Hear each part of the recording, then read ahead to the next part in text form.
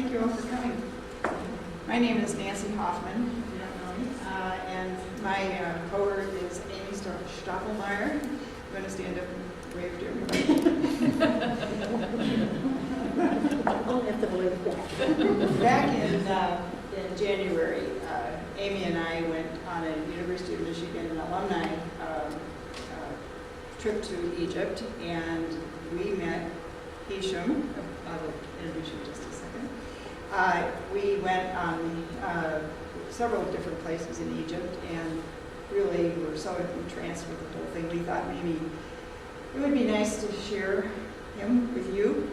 And so we invited him to come, and so he said yes, and he's going to be giving 5 lectures. So you will be, this is your first adventure into antiquities out of 5. We end on Monday. If you're not sure about what the schedule is, we have papers down there on that. But anyway, I want to introduce you to Hisham. Hisham is Hisham El.Meniawy. Actually, we're going to. Is from Cairo, Egypt. He is a native of Egypt and a native of Cairo.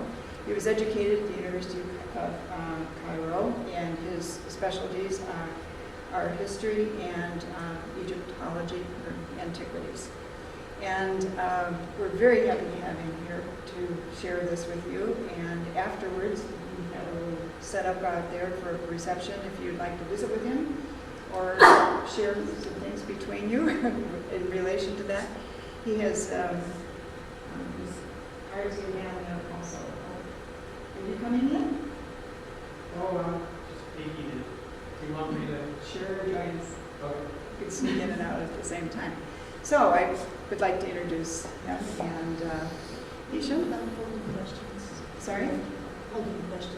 Oh, yeah. If you have any questions during the lectures, please hold those until the end. He'll take time to answer those for you too. So, good. Enjoy. Right. Good evening, everybody. Good evening.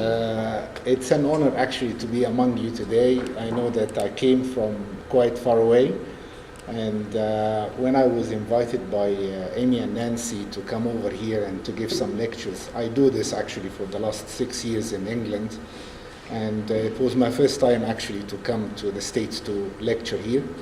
So it was a great honor, and I thought it will be a great chance to let you know about my country a little bit and maybe share the knowledge with you. And I hope that you'll enjoy it. So we're going to talk about different subjects, and definitely we cannot cover lots of things, but we'll try to get some bits and pieces from here and there, and hopefully it will be quite informative.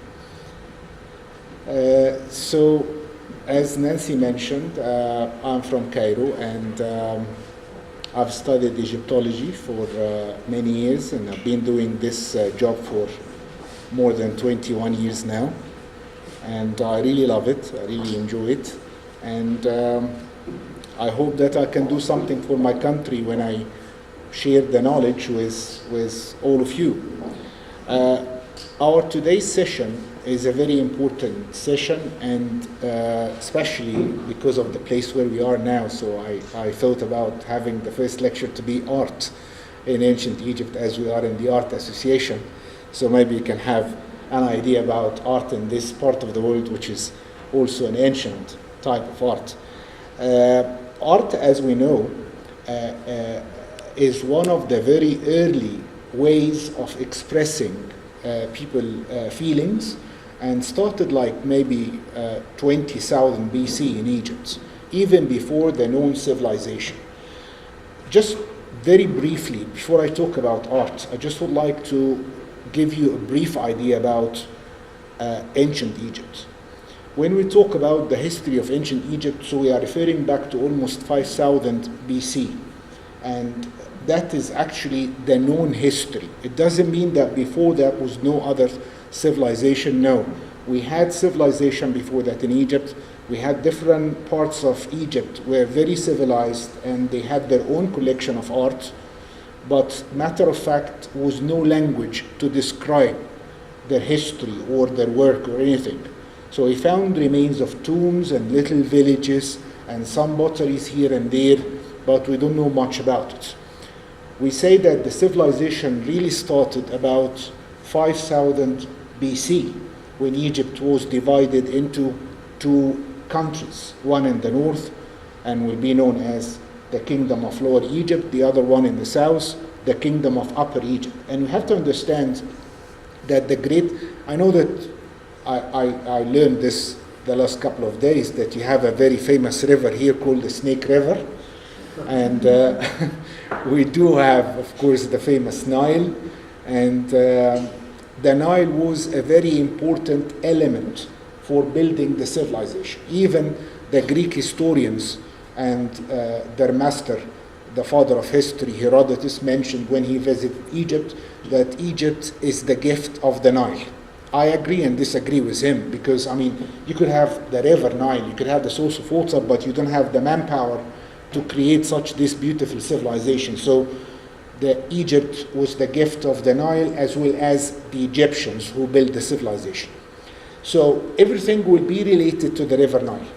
Civilization related to the river Nile, art related to the river Nile, politics and everything. So when they divided the country into two, the north and the south, it's because of the Nile. We call it Upper and Lower Egypt because the Nile is running from south to north. So the land of the south is upper than the land of the north. Yeah, so this is how it works. It's maybe the other way around in the rest of the world, but it goes the wrong way, the river Nile, because it runs from Lake Victoria, which is one of the main sources of the river Nile in Central Africa, Uganda and Tanzania, and running all the way down to the Mediterranean. So Egypt is one of 9 African countries by the river Nile. Yeah, so the Nile is like 4,100 miles, and it's like only like 900 miles in Egypt, which is the last portion of the river Nile. Civilization established by the river Nile, and they started expressing themselves by carving on the walls of the caves and trying to form some figures, as we are going to see. This is just a picture from one of the tombs in the Valley of the Kings. See how beautiful and vivid colors. Some of you have been to Egypt, you've been to Luxor, and you've seen definitely the Valley of the Kings, which is one of the most famous sites. Here we can see carvings in some of the caves.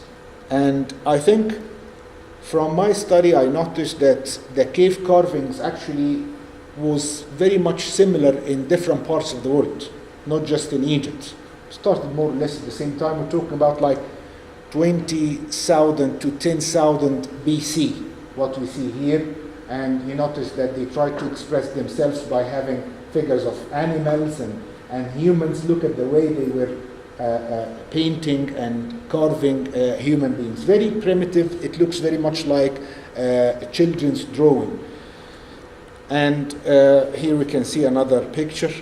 And then we move to something very important, which is the comparison between, maybe you've heard of the hieroglyphics, which is the language was used in ancient Egypt, and it is the language which was on the Rosetta Stone. The Rosetta Stone was the first element used in cracking the code of the hieroglyphs. Well, actually, they tried to crack the code maybe 3 centuries before they found the Rosetta Stone, which was found by the French, came to Egypt with Napoleon, and they worked on it. Actually, the clue was that on the Rosetta Stone were 3 sections, like 3 different drawings or 3 different languages, but actually the top one was the hieroglyphics, the middle one was Demotic, which is a simplified version of hieroglyphics, and the bottom one was Greek. So they worked on comparing the hieroglyphic section to the Greek section, and from there they started cracking the code by Jean-François Champollion in 1822, which is the year we started having the science known Egyptology. Before it was archaeology, but since the decipherment of the hieroglyphics from the Rosetta Stone, we have what is called Egyptology, which is archaeology in Egypt. You can see the similarity now between the cave carvings and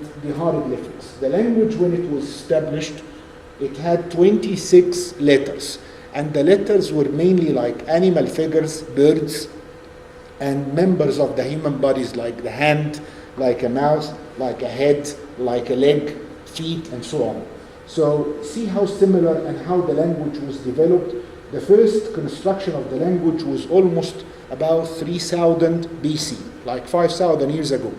3000 BC, they started using the hieroglyphics in giving description and explanation of what happens in their daily life, what will happen to them in the afterlife or life after death.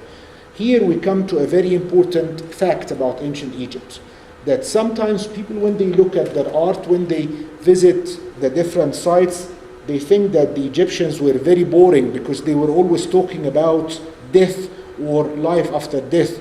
So they didn't really care about this life. It's not that case, actually. It was the other way around.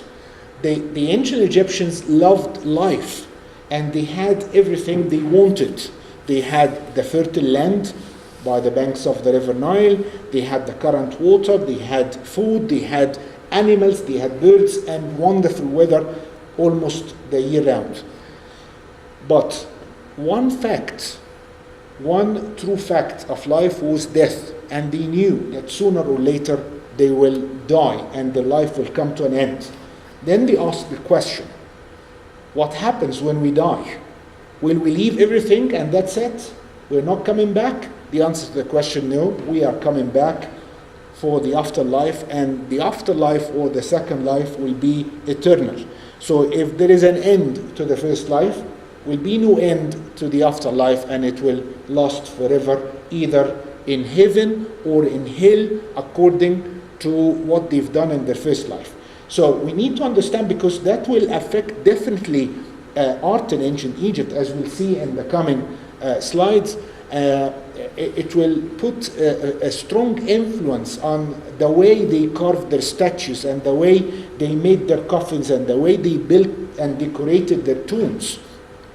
It's not like the Greek civilization, which was very different from the Egyptian civilization, although that the Egyptian civilization was strongly influenced by the Greeks when they came to Egypt about 300 BC, the time of Alexander the Great, and the Greeks were influenced by the Egyptians the other way around. So this is when we talk about the second life.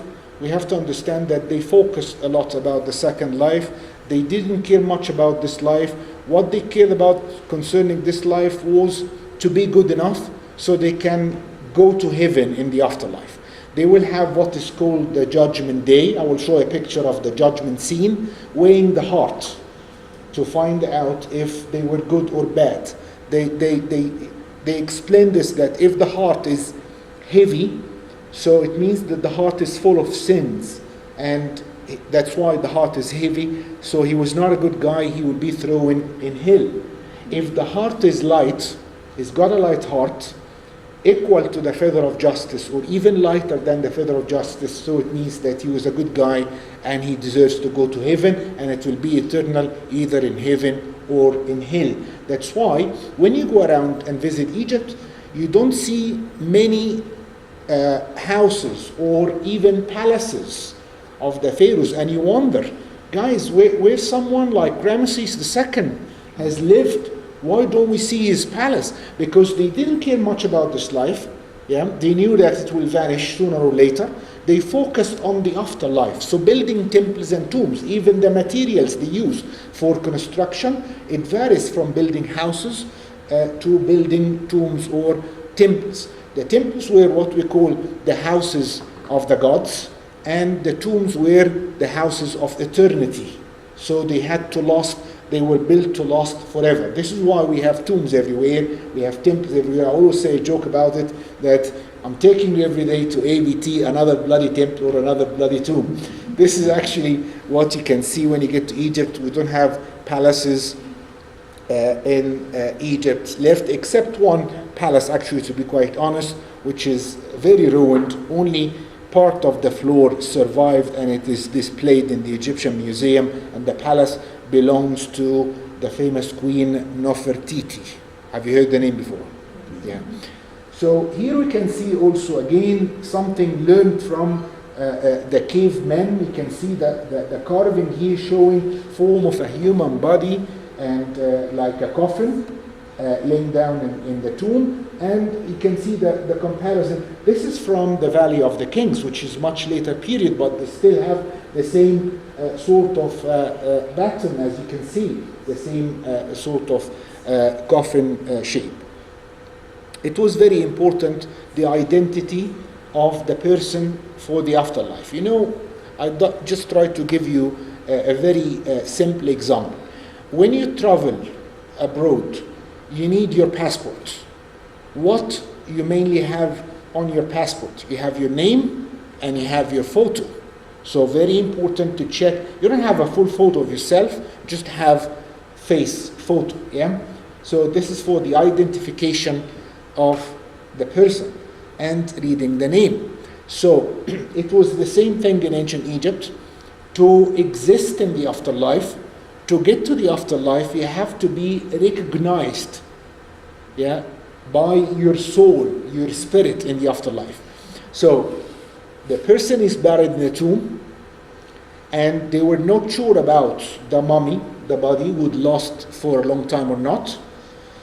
They were expecting coming back, could be in 10,000, 20,000 years' time, nobody knows. So they had to be sure. So they made large number of statues to ensure that the statues will help and guide the soul into the afterlife. They made lots of carvings on the walls. Yeah, they tried to use very strong, tough material for making the statues. So they used granite, as we'll come to talk about granite in a minute, which is found in Aswan. But one of the weakest parts of the statues were the necks and the heads. So they realized that many of the statues they made for the king for the afterlife lost their heads. And this is a disaster, because if anything is lost, like an arm is missing or a leg is broken or something like this, when he comes back to the afterlife, he can still come back to the afterlife, but with a missing arm, with a missing leg.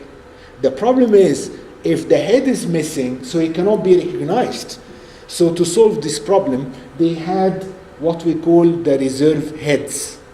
So beside the statues, they had extra heads. See here we have a collection of reserve heads, and maybe when you go to the Egyptian Museum one day, you'll see large number of those reserve heads displayed in the museum, and they were in the different tombs, especially the tombs of Saqqara from the Old Kingdom. So it's very important to be recognized by your soul or your spirit, or your Ba, what we call the Ba. The soul in the ancient language is called Ba. And they also had a very important element for recognition in the afterlife, which is the double of any human being. It's sort of an invisible creature, will be watching over your life, and he will come back as an eyewitness in your judgment day to tell the gods that you were a good guy or a bad guy. So part of you, your Ka, is witnessing what you are doing in your first life, and he will tell the gods in the afterlife in your judgment day. Here you can see a quick comparison between the Egyptian art or the Egyptian statues and the Greek statues. And you see the result now. The Greek statue lost the head. Yeah, because it's very weak part. The Greeks had sort of a beautiful style of art, but they didn't care about the afterlife. The Egyptians cared much about the afterlife. So you can see the statue is sort of like a solid piece of stone, yeah, attached. The arms are linked to the body. They don't leave any space. And from behind, they also supported the neck at the back of the statue as much as they could. Of course, they cannot make all the statues survive, but here you can see another good example. Here is the famous Pharaoh Ramesses II, yeah, the great Ramesses. And this statue actually is in Memphis, and Memphis is part of Greater Cairo. It's about 20 miles south of Giza pyramids, and the city of Memphis was the very first capital of the United Kingdom of Upper and Lower Egypt. When Egypt was divided into two countries, like 5000 BC, it took like 2000 years to be united. When it was united, the city of Memphis was established to be the capital of the United Kingdom of Upper and Lower Egypt. That lasted for a quite long time until they moved the capital further south and they established Luxor, or ancient Thebes. But the city of Memphis remained one of the main cities in Egypt even after building Luxor or Thebes, and it turned to be the base of the Egyptian army. So from there they would travel and join campaigns east or west or south or wherever. So this is where Ramesses II was brought up, in the city of Memphis as a field marshal or as a general. So the statue here of Ramesses II is very solid, as you can see. The features of the statue show that he's young and strong, and that was the common thing. All the pharaohs looked young and strong, handsome and good looking, yeah, very well built, the body and the muscles, and no matter how old the guy was. Ramesses II lived until he was like 94. But we couldn't find even one single statue showing the king is getting old. So this is the maximum you can get, like 20s or 30s or something like this. It's always perfect, because this is the shape they wish to come back to. So they wouldn't show the person getting old or deformed body or ill or whatever. No, they want to have this perfect form for the afterlife. So no matter how old he was or how ugly he was even, and for the queens the same thing, beautiful, very well shaped bodies, nice dresses, beautiful wigs and beautiful makeup and so on, so they come back in the same form. While here you can see the Greek statue, again lost the arms and the head. So you can see why the ancient Egyptians insisted on making the statues that rough and tough, because they were always looking at the afterlife, not the first life. Yeah, it was very important to know this, so you can understand the meaning why the statues were like blocks. This is a scene, a very important scene from the Book of the Dead, and we'll come to talk about the Book of the Dead shortly now. But I'm talking now about the Judgment Day. Part of the Egyptian mythology is what is known as the legend of Isis and Osiris. And I'm sure I will talk about the legend if you come and honor us talking about ancient religion or religion in ancient Egypt. We'll talk about the legend of Isis and Osiris. But anyway, the legend of Isis and Osiris is the heart of the Egyptian mythology. If you understand the legend, you can understand a lot about ancient Egypt, because it's always talking about the beginning of creation, the birth of mankind. Yeah. So that's Osiris here, the one seated upon the throne. Behind him, the two ladies. They were actually four children of the gods, 2 boys and 2 girls. So Osiris, the 2 girls were Isis and Nephthys, and the 4th one was a bad guy. His name was Seth, and he turned to be the god of evil, or the evil god. So it's not shown here. There's nothing to do with the god of evil in this scene. This is the scene wishing to go to the afterlife, to heaven. So the one who's in charge of judgment is God Osiris, who is seated here. Okay, now in front of Osiris we have Horus. Horus, the falcon-headed god, the hawk's head. And Horus was the son of Osiris and Isis. Whoever the king was a representative of Horus in this first life. So he's ruling the country upon the throne of Egypt in the name of Horus. When he's dead, he will become form of his father Osiris. And you can see that Osiris is sitting in the form of a mummy with the arms crossed. Yeah, he's the first form of a mummy. So this is the deceased here, and he's been introduced by Horus to Osiris, as if Horus is telling his father that this guy was a good guy, and I've been watching him all his life. So I recommend him to go to heaven. Okay, his father Osiris wouldn't take his word for granted. He would have to check it himself. So you can see here, this god got Tot, and maybe you heard the name Tot before, King Tot. Yeah. Well, actually, you should call him not King Tot. We should call him Tutankhamun. Tut is the name of this god, the god of wisdom and writing. Ankh is the key of life. Yeah. Ammon is the name of the local god of Luxor. So Tot, Ankh, Ammon, Tutankhamun, the short version, King Tot. Yeah. Okay. So God Tot, the ibis headed god, is the one in charge of writing all what you do in your life. And he will come with all the records in the judgment day, watching over the weighing of the heart. Okay, here you can see the weighing of the heart. That's a scale. Here is a little tiny feather. That feather was the feather of justice. It's a bird feather. And on the other side, we have a little jar containing the heart, the human heart. So they said that if the heart is heavier than the feather of justice, so the guy was bad and he would be thrown in hell. If the heart is lighter than the feather of justice, you can see it's slightly lighter than the feather of justice, so this guy is a good guy, yeah, then he will be sent to heaven. Okay, here we can see a monster. This monster is ready to eat the heart if the heart is heavy and full of sins. And the one who is sitting the scale is God Anubis, the god of mummification, and the god of the holy necropolis, who is also introducing the king to God Osiris. Very interesting what we see here on the top of this beautiful scene. That's, by the way, on papyrus, and they used papyrus for writing about like 5,000 years ago. They're growing papyrus in different farms, and they use them in making paper because they realized that it's very good material.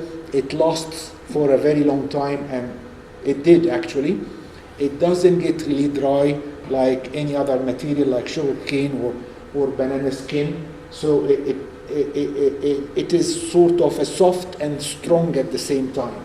So most of the documents came to us from the manuscript on papyrus. What we see here, in your court of law, you have the system, which might be different from our system in Egypt, that you have the judge and you have the juries as well. So these are the juries here. There are a number of local gods and the gods of the hereafter. They were attending the trial, they were attending the weighing of the heart to see if this guy was good and say he's guilty or not guilty, so he can go to heaven or to hell. So this is from the Book of the Dead, that we'll come to talk later about it as we talk about the development of writing as part of the art in ancient Egypt. At the beginning of the Egyptian civilization, they were building very primitive tombs, and they changed later to build pyramids, the famous pyramids. We'll talk about this tomorrow when we talk about evolution of construction. But when they were building pyramids like those of Giza, they had no time or a chance to decorate the inside of the pyramids, because it's quite hard work for them to build something like the pyramids of Giza. It takes like 20-25 years, and mostly the kings died before they finished. So there is no time to decorate the inside of the pyramids. But later, when they started building smaller pyramids, it didn't take that long time. They were not very good designed and not very well built and so on. So they had enough time to decorate the inside. And decorating the inside, what we call the pyramid text, they were like hieroglyphic text, as you can see, arranged in columns. And now you can see maybe better the letters. Some of the letters are like birds. They have the owl, they have the falcon, owl is letter M, the falcon is letter A, they have the lion, which is letter L, and so they used very much similar way like in the cave carvings when they were carving animals and so on. So very much similar. This is a cartouche. The text has to include the name of the king. So the name is not written like the rest of the text, but it's always written in what we call a cartouche. Yeah? And I'll tell you a funny story about the cartouche.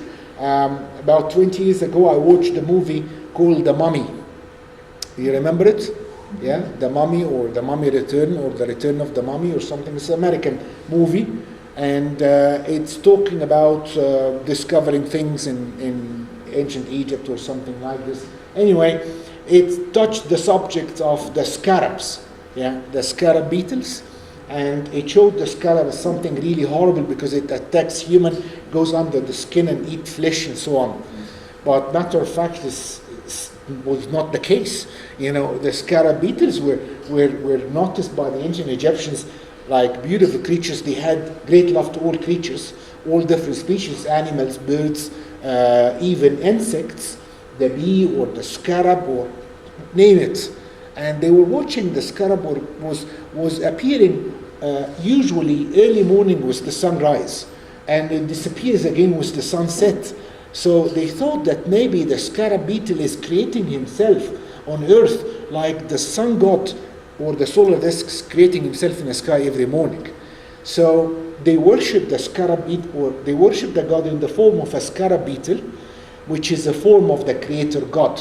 When you get any statue of a scarab beetle, ancient statue of scarab beetle, I'm sure that you have great collection in the Metropolitan Museum, you turn it the other way around, you find the oval shape.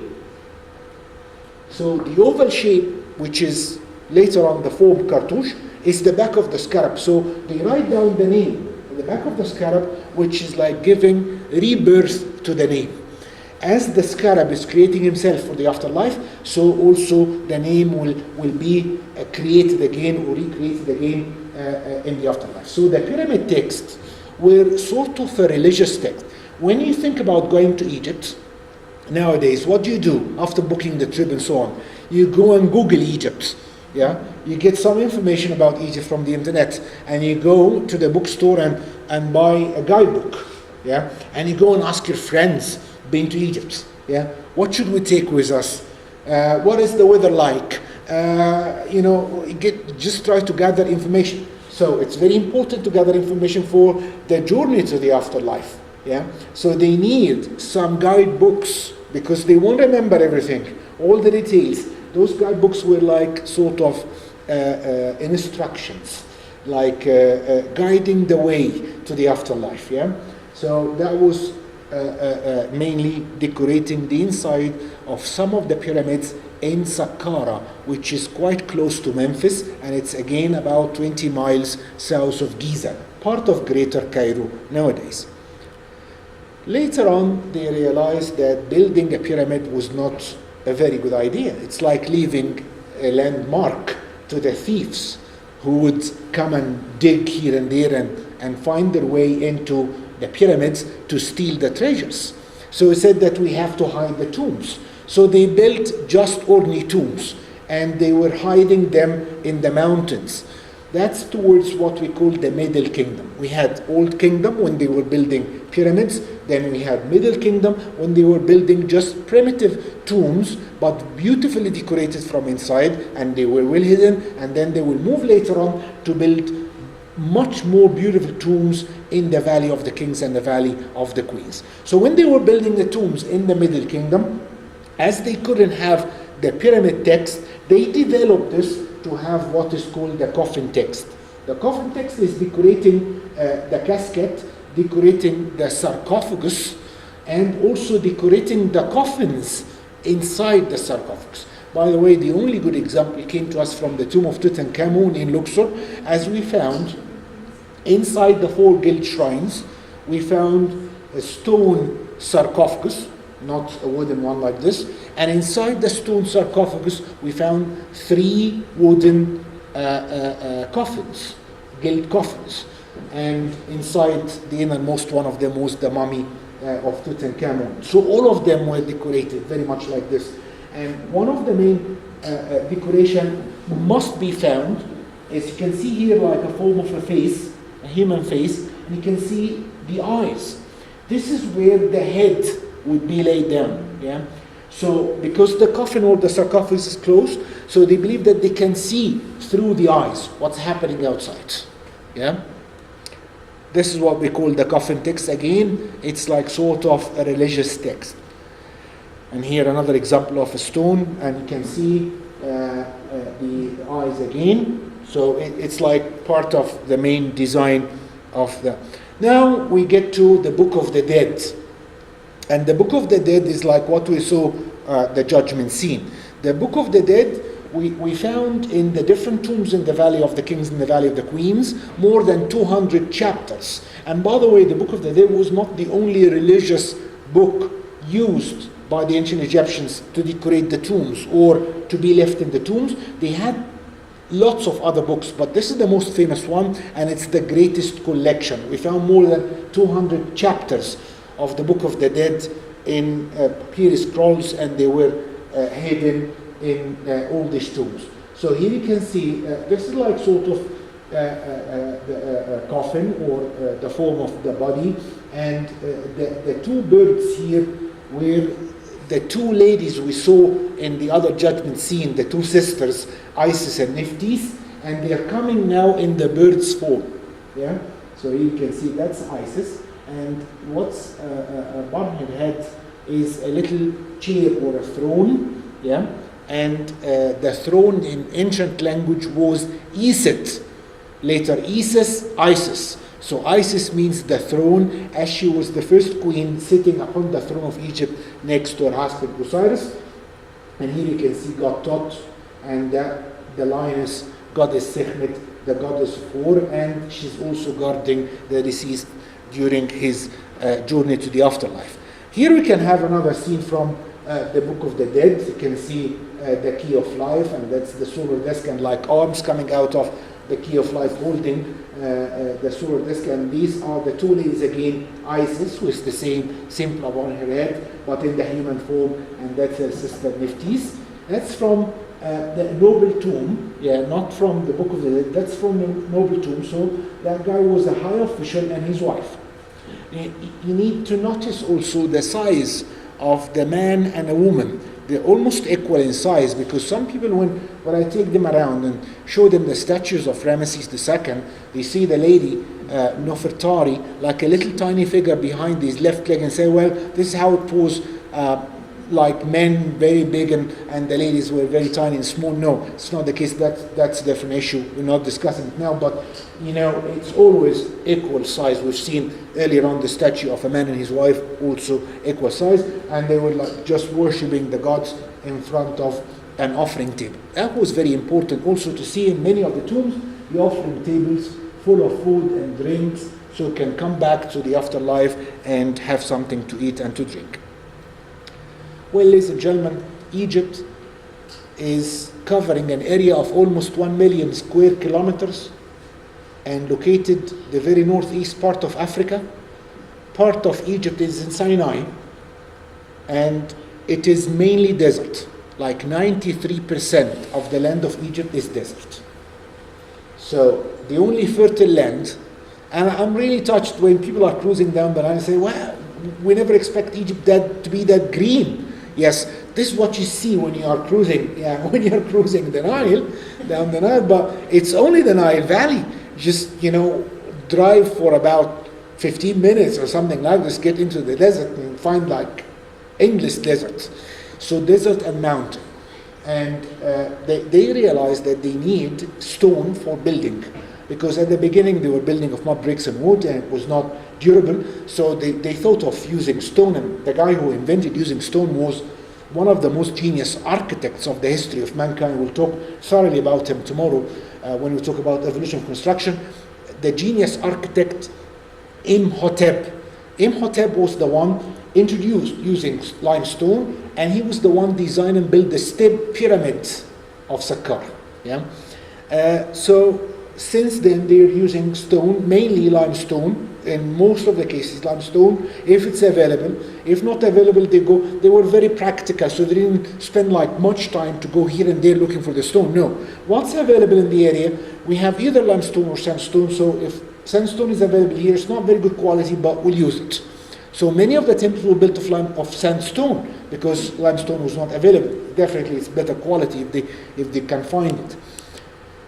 But for making statues, they realized that they need another kind of stone, which is granite. And the granite is not found anywhere else in Egypt but in Aswan, which is, this is a picture of the mountain, particularly actually the mountain of the Valley of the Kings. And I meant to show you the map of Egypt so you can imagine what we're talking about. That green doesn't mean that it's that fertile anyway. But this is the Nile, from the main sources of the Nile, yeah? These are the main sources of the Nile. That's Lake Victoria, and going all the way down, yeah? And here you can see Memphis. This is what I told you about. Memphis is here, right? That's Aswan. We have a different map. That's the Nile in Egypt, yeah? That's Egypt, as you can see here. That's Sinai, Red Sea, Mediterranean. So the Nile in Egypt. That's the Nile in Egypt. You can see the rock formations everywhere. That's the Western Desert, which is joining the Libyan Desert, and it's part of the Sahara. So it goes like desert all the way down to the Atlantic, yeah? Except from some oases here and there where the Bedouins live. And the same thing applies for Sinai. So the only fertile land is the River Nile Valley and the Delta. It's very fertile in the Delta. Here another map showing the most famous sites.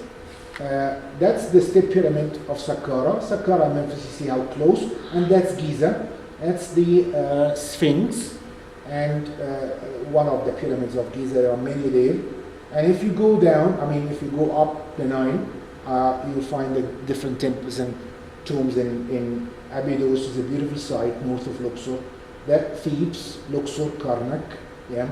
And then you go further south, Esna, Edfu, Kamambo, and Aswan, Philae temple, the beautiful temple on the island of goddess Isis. Okay, that might give you an idea about the location. So Aswan is here, right? That's Aswan. If you want to get the granite from Aswan to somewhere like in Cairo, so you got to transport it all the way down the Nile. They were lucky because they can use the current, because the Nile is running from south to north. Imagine if granite was here and they wanted to transport all the way up the Nile, it would be almost impossible because they made huge, massive statues of the River Nile. That's a clearer map. You can see Aswan here, and that's Cairo, Valley of the Kings, halfway.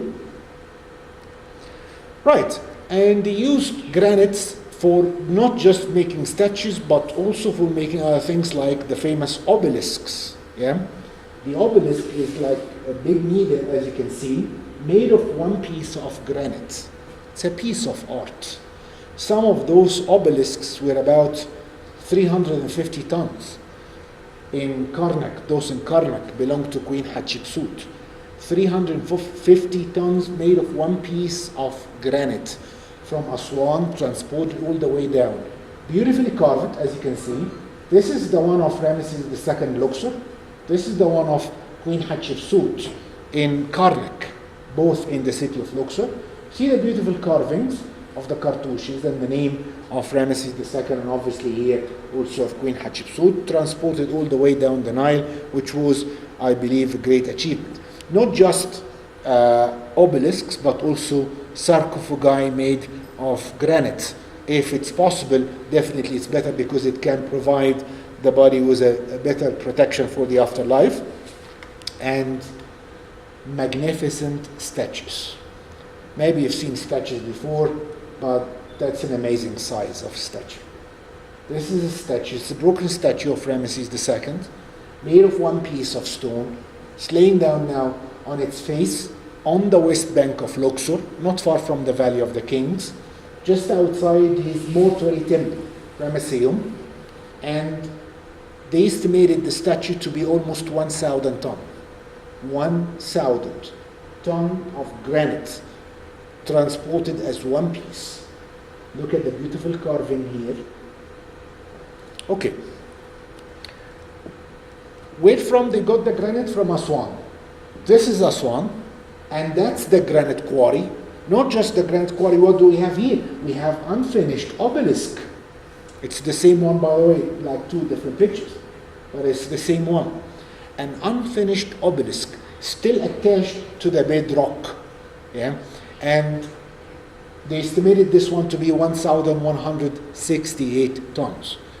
It's quite unusual size for an obelisk, but they were trying, and they couldn't make it because halfway through they found cracks. You see the cracks? Yeah? So they tried to make the size smaller, but it didn't work, so they left it attached to the bedrock. So from there, we got all the granite for making the statues. We enjoy looking at them now, or the obelisks or the sarcophagi here and there. Building the pyramids was a great achievement in art, and especially the Giza and Saqqara. This is the step pyramid here. Giza and Saqqara pyramids were definitely the most advanced. They built some before and some after, but Saqqara and Giza are the most advanced and most famous as well. Now we come to talk about the different types of art. We have the building of massive tombs, and we have the decoration of the tombs from inside. I chose this because it's one of my favorites, actually. It's a tomb called the tomb of Meri Ruka. And Meri Ruka is one of the tombs in Saqqara. It's not a tomb of a king. He's one of the high officials, about 2300 BC. 2300 BC. And he built a magnificent tomb. It was like a family tomb. And it tells us about the daily life. The problem with the art coming from the Valley of the Kings and the Valley of the Queens, it doesn't tell us about the daily life. It's talking always about the afterlife. But here in Meri Ruka, you can see scenes from the daily life, because it was very important for them as high officials to get like sort of documents to take with them to the afterlife. These documents to show that how many animals we owned. So we are expecting the same number of animals in the afterlife. How large the piece of land we owned was. So the same thing, birds and servants and whatever, name it. So here we can see some of the servants looking after cows and buffaloes, and here are a collection of birds. Two different styles of art decorating the tombs. What we call the high relief and the deep sunk relief. This is a high relief, and the high relief has more details and far better than the deep sunk relief. When they were decorating the tombs, it's different from decorating the temples, as we'll show you in a second. Decorating the tombs, they had layers of plaster. They were plastering the wall. So in case if they make a mistake, they can refill the plaster and do it again. But when they were decorating the temples, they couldn't have that luxury because they were carving the stone direct. And the decoration actually was always from top to bottom. So they were building first, they were building from bottom to top, and when they finish building, they start decorating from top to bottom. So what they used to do, if they want to decorate this part of the wall, they have the scene on a small piece of papyrus, smaller scale. And then they have a grid by drawing vertical and horizontal lines. I would like to show you this here.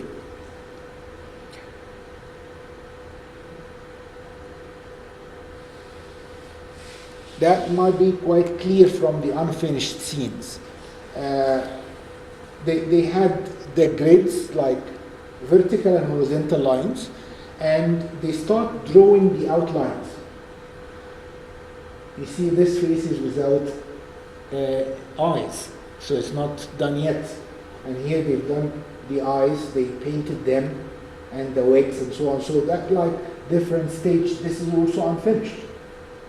So they draw the outlines before doing anything, and then they use usually red or brown color for the outlines. And then before carving, they come to correct. That's the correction, as you can see. They correct the drawings, yeah, first, to make sure that they are not making any mistakes. So the correction is done by the chief, yeah. And the carvers, when they come later, they check if it's a double line, red and black. So they go for the black one, which is the correct one by the chief. If it's a single line, so they go for the single lines, mean check, then it's all right. So I want to show you this correction. Then we go back to Saqqara and Middle Kingdom. Here is a beautiful scene. Actually, this is just painted, not carved. And the painting was used when they had no time or no ability to spend much time or effort on carving the scenes. And that's quite the theme of the Middle Kingdom. The Middle Kingdom was a very poor kingdom. It was not like the Old Kingdom or the New Kingdom. So they had very primitive tombs, and the decoration was, as you can see, just painted on the wall. And this scene is showing non-Egyptians. Those are Asians, Asiatics. They were believed to be from Asia Minor, Syria, Lebanon, and Iraq. And they were coming to make offerings to the Pharaoh to show their loyalty to the Egyptian throne.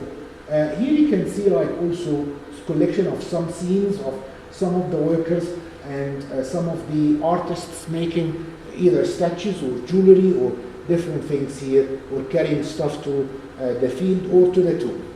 So it's also painted.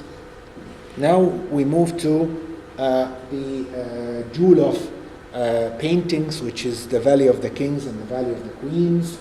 That's the way up to some of the tombs in the Valley of the Kings. In the Valley of the Kings we have 62 tombs, beautifully decorated. Some of them are very deteriorated. This is from the inside of the tomb of Ramesses III. Not a son or a grandson of Ramesses II, but he was also named Ramesses, one of the greatest pharaohs.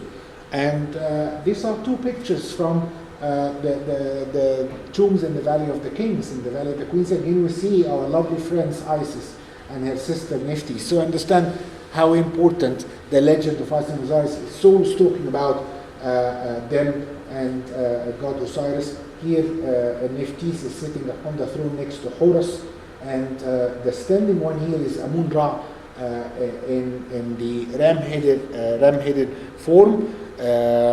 This is from the Valley of the Kings. We've seen this, the unfinished and the correction. Now, I told you about decorating the temples, which is different. This is from Karnak and Abydos. Here is Nefertari, and Nefertari is accompanied by goddess Hathor. Goddess Hathor, the cow goddess, the goddess of love, music, dance, and joy in ancient Egypt. The gods in ancient Egypt had different forms.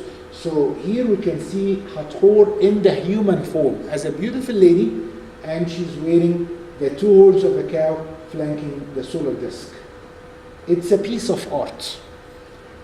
The decoration of the ladies here, look at their bodies and how slim, and the beautiful dress and the wigs and the crowns and the lovely paintings of the letters. But this is mainly painting. While if we go to this scene from Abydos, again our friend Isis, the one who's standing here was Seti the First. Seti the First was the father of Ramesses II, who built this magnificent temple in Abydos, and he's holding like a column or a pillar, what we call the Jed pillar.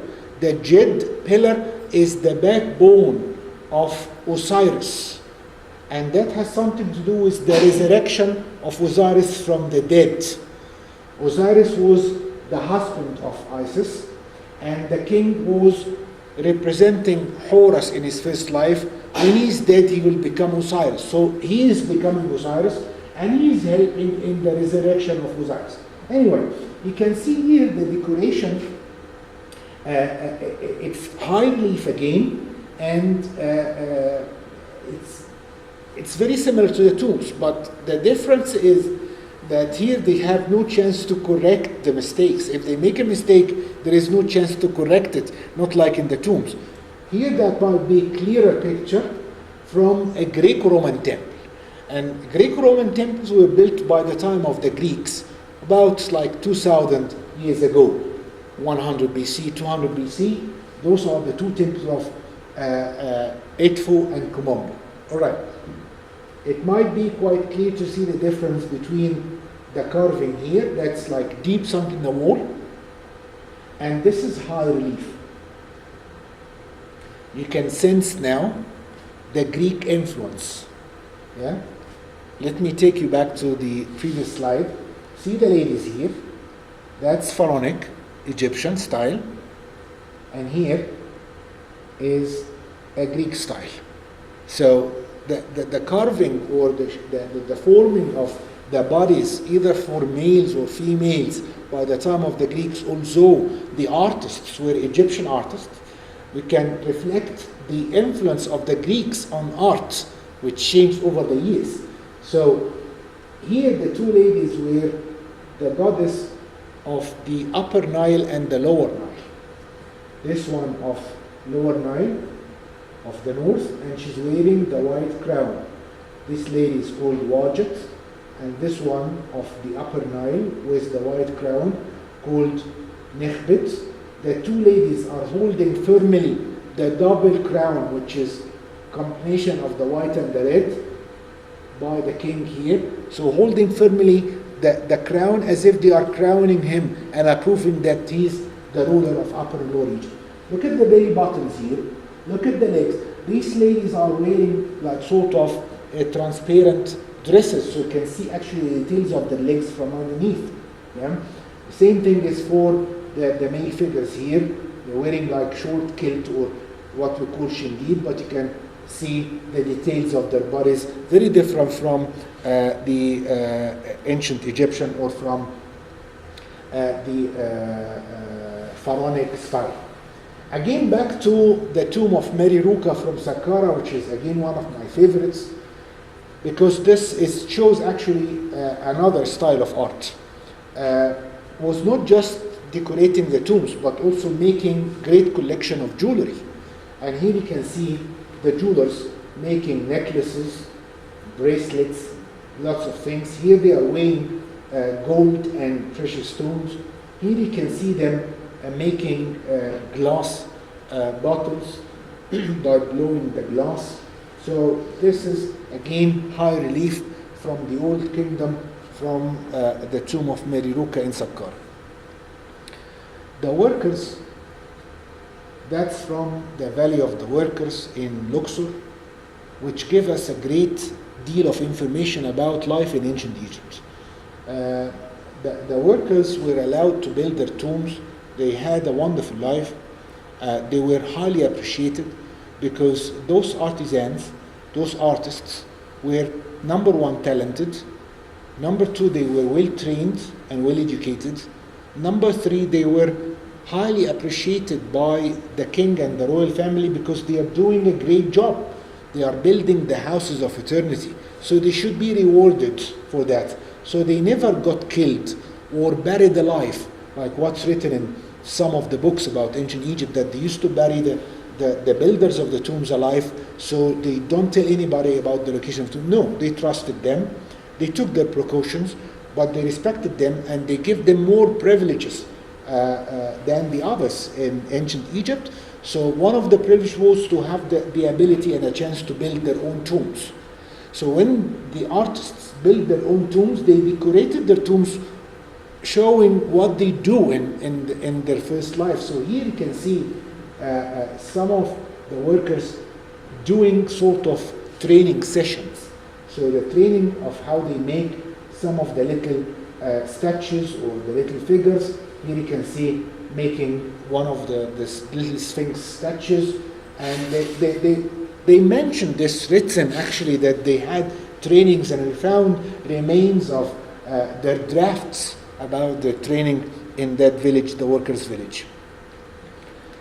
Comparison again between Abydos the temple of Pharaonic temple, and a Greco-Roman temple. Here you can see the difference. This is like deep sunk relief, and this is like high relief, but also the style of art is very alive, more than the style of art of the ancient Pharaonic.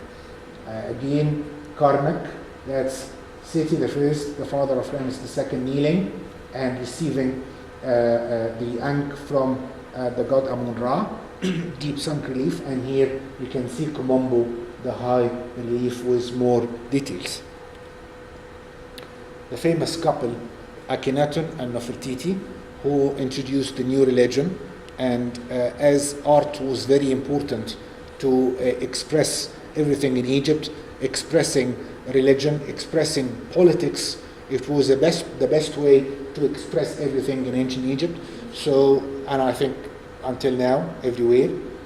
So Akhenaten and Nefertiti invented a new religion, and the new religion put its own influence on art. It's what we call the Amarna. The Amarna, or the Amarna period of ancient Egypt. It's about 1400 BC. The famous queen Nefertiti, and maybe you all remember her beautiful bust from Berlin Museum with the blue crown, and her husband Akhenaten. They led a great revolution, and they didn't actually have a chance to survive longer than 16 years upon the throne. We don't know much about what happened to them, if they got killed or assassinated or run away from the country. But the one who succeeded them was the famous King Tut, Tutankhamun. And we can easily say that the Amarna style of art, which is very different from what's before and what's after, because as I said, the ideal form was very important, while the Amarna shows the king with a little belly, with a very long neck and long face, and it will be quite obvious when we see Akhenaten. That's Akhenaten. Look at his face. He doesn't look handsome like his father. That's his father, by the way. That's his father. See how handsome he was. And Akhenaten believed that it doesn't matter how you look like, because the God doesn't look at your face. The God looks in your heart. So we don't know if Akhenaten was deformed in a way or another, or the artists of Akhenaten were exaggerating and went to the extreme to show that whatever the king is depicted on the wall doesn't matter. So he looks ugly, he looks deformed, he looks whatever. So until now we are not sure, was he exactly as he looked like, or was just an art style? I would go for the expansion of art style, because the same thing applies for his wife as well. Look at the different shape of a body, which is very different from what we saw earlier on. The Amarna style and religion believed in the god Atum. That's the god Atum, and a huge change in the mythology of ancient Egypt then, because in ancient Egypt they believed in many gods, more than 2,000 gods, but they always believed in a main god, who was the god Amun-Ra. Amun-Ra is here. That's the animal form of Amun-Ra, and was like a ram-headed god, while Akhenaten believed in Atum, and you can notice the name Akhenaten means the follower of Atum, the messenger of Atum, and Atum is the name of the god. So, because they are used to have a form of a god, yeah, so they wanted to have something, but they don't want to have a statue, because Atum is different. They wanted to say that Atum is different. Atum is not like any other gods being worshipped before. Atum is the hidden power behind the solar disk, and you cannot see Atum because he's behind the solar disk, and the solar disk is very strong. You cannot see through. So if you want to really see God, you should feel the power of God and the existence of God in everything. Look at yourself, look at the mountains, look at the sea, look at the river, look at the animals, look at anything, and you'll see and you feel the power of God. So to represent the God in a form could be easily understood by the ancient Egyptians, who really used to have forms of statues. So they had this form of atom, like a solar disk, and the sun rays are coming out, and with human hands. These are like little human hands. You can figure it out. The human hands are holding the keys of life. Yeah? The key of life, which looks like a cross or like a big key. It's giving life, and pointing the key of life to the nose of the king. See that? That's the figure of the king, holding gently and nicely one of his daughters. They got like 6 daughters, while that's the famous Nefertiti. Nefertiti is holding also 2 more daughters. Look at the expression on the children, like the daughters. One of them is pointing the mother, and this one is pointing the father. Yeah. So it seems like, the girls are jealous that the father is carrying this girl and the mother is carrying the other one, and so on. That's quite abnormal to see a scene like this of a royal family in their daily life. Usually you see the kings with gods, very formal, like Queen Elizabeth now. Yeah, very formal. You don't know much about their life. But Akhenaten and Nefertiti changed everything. Changed politics, changed religion, and changed art. So that's an example. We've seen this briefly. That's the statue. That's the Egyptian Museum, by the way. Statue of Amenhotep and Queen T, the parents of Akhenaten. And that's Amenhotep and Gotsobek. That's from the Luxor Museum. Beautiful statue made of alabaster, which is the Egyptian marble, and quite unique because we don't have the big size of a statue made of alabaster, because alabaster is very soft. And you see that the god is holding the key of life again, as if he's pointing out to the nose of the king. Here you can see the great difference between the son and the father, Akhenaten. And again, as I told you about the personal life of this family, here we can see Akhenaten sitting and carrying one of his daughters and kissing her. That's a very intimate scene. You don't see it if we talk about the royal family. And here is like a procession of worshipping the god Atum, and as you can see, like they're holding flowers, the lotus flowers, the king, the queen, and the girls. 2 of the girls. They didn't show all of them, but only 2 of them, as if it was like a family affair, all of them going to the temple, not just the king like before or like after. Also, Akhenaten and Nefertiti disappeared from life and the religion was destroyed completely. It seems that the Amarna style of art survived after Akhenaten, because here, this is our famous king, the golden pharaoh, Tutankhamun, King Tut, sitting casually upon the throne. And that scene is on the throne of Tutankhamun. That's the throne of Tutankhamun, and it's in the Egyptian Museum. He's sitting, as you can see, casually.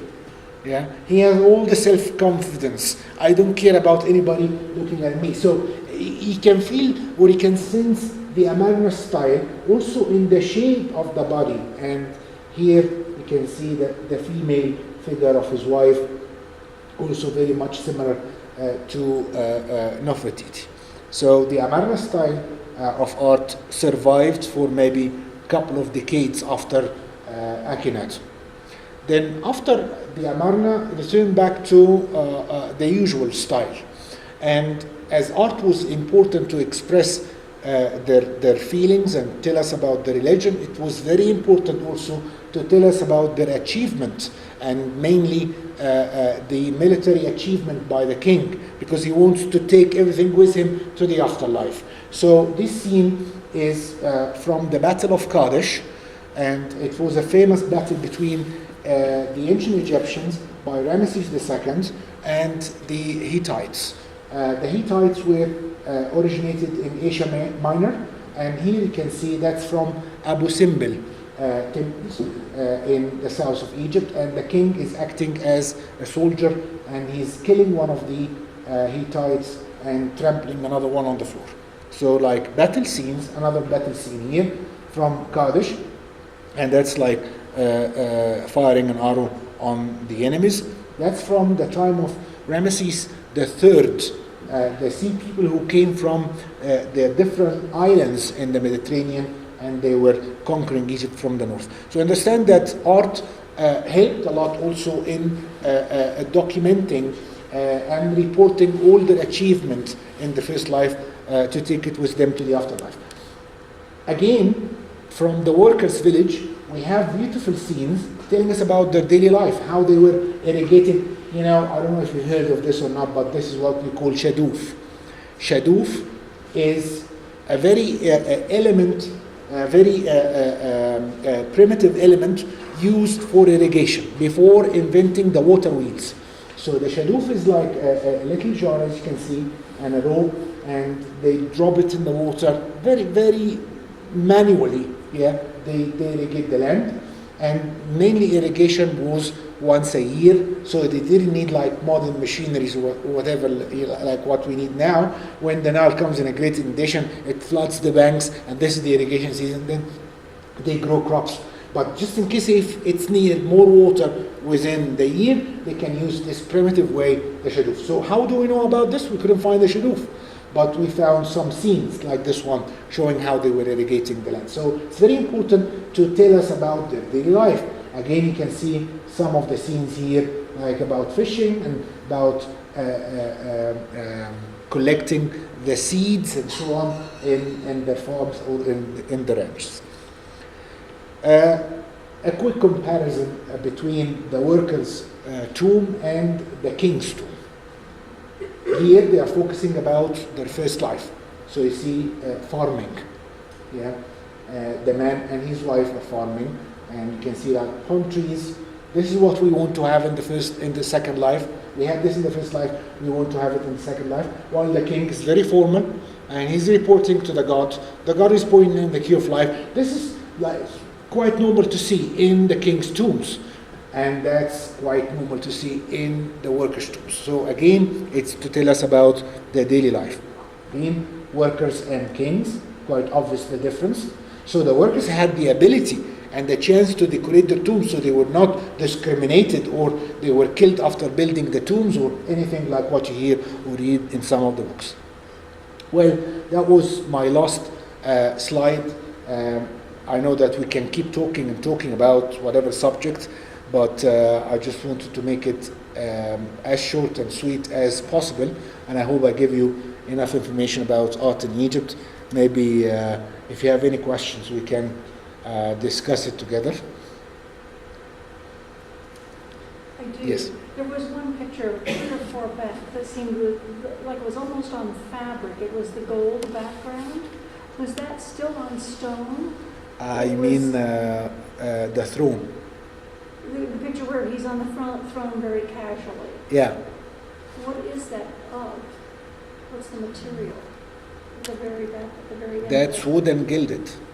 Okay. Yeah, it's a wooden chair Okay, good. and gilt leaves. Okay. Yeah.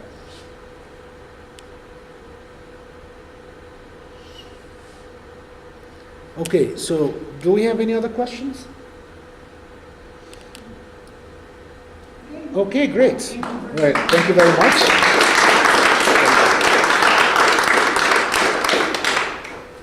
Thank you. Quite an immersion of art in over 3,000 years in less than an hour. So, do join us if you can tomorrow and for the rest of the series. And also, if you'd like to enjoy a few refreshments on the way out, we'll set those up for you too. Thank you. Thank you, Liz. Thank you. Are all of the events here the same? Oh, I'm Same glad you room? mentioned that. The last two will be at St. John's. The one in Sunday morning will be before the service, which starts at 10. The talk will be at 9, and then the evening of Monday evening we'll have another one at 7:30 at the church in the lower. It's called the Buckingham Room. Okay? Yeah. So please join us. Thank you.